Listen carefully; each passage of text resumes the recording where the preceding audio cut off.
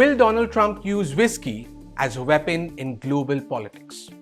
Bourbon and Scotch, two of the world's most iconic spirits, could find themselves at the heart of a trade battle. This comes as Donald Trump gears up for his second stint in the White House. The stakes? Pricier Jack Daniels in British pubs and a blow to Scotland's billion-pound whiskey industry. So, how did we get here? And what does this mean for both sides of the Atlantic? Whiskey lovers might have to brace themselves because the cost of their favorite drink could soon spike, thanks to a potential whiskey war between the US and UK. The controversy stems from Donald Trump's tariff-heavy trade strategy, which he has described as a powerful bargaining chip. The transatlantic whiskey feud isn't new. In 2019, both the US and UK slapped a 25% tariff on each other's spirits. This was part of a broader dispute over the aerospace giants, Boeing and Airbus, over aircraft subsidies. Just to give you a background, Trump imposed duties worth $7.5 billion on European products after the World Trade Organization ruled that the European Union had given unfair subsidies to UK-based Airbus. Shortly afterwards, the EU imposed tariffs worth $4 billion on US products off the back of another WTO ruling that said the US had granted illegal aid to Boeing.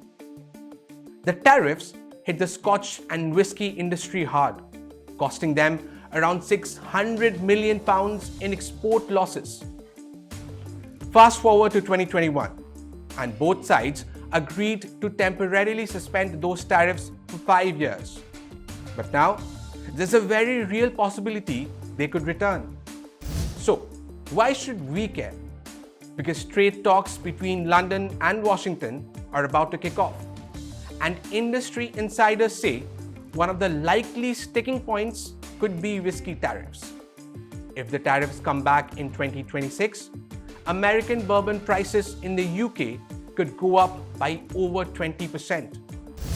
Meanwhile, the UK's Scotch whiskey industry, which sold nearly £1 billion worth of spirits to the US last year, could see its exports drop dramatically.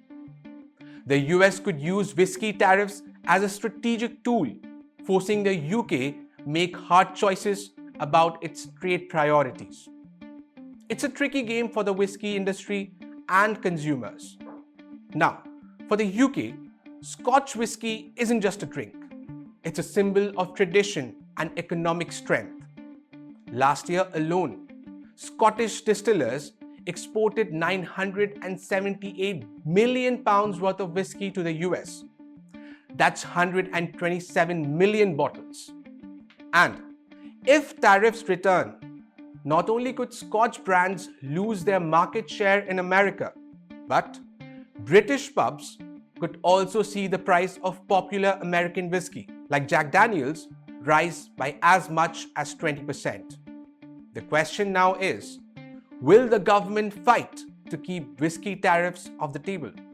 Or will they buckle under Trump's pressure? While it's unclear how things will play out, one thing's for sure.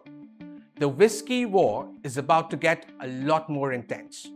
And the impact could be felt by consumers and businesses on both sides of the Atlantic.